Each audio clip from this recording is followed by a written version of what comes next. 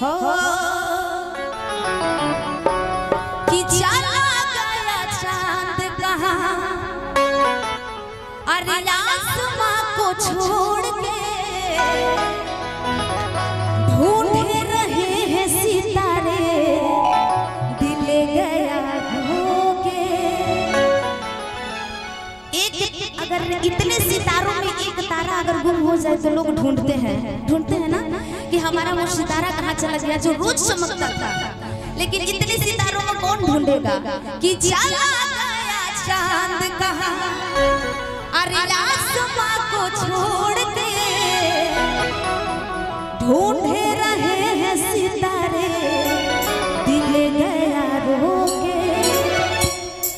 वो कौन है? मेरी दादी है, मेरी दादी है,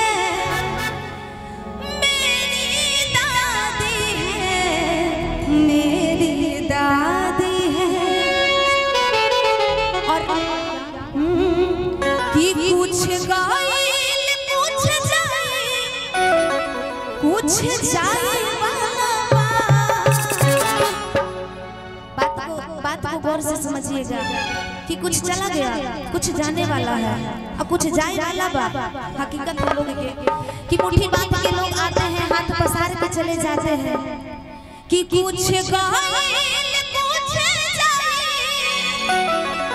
कुछ जाए वाला बा, कि कुछ गाइल कुछ जाए वाला बा, कि अब तो जिंदगी के खेला हो अब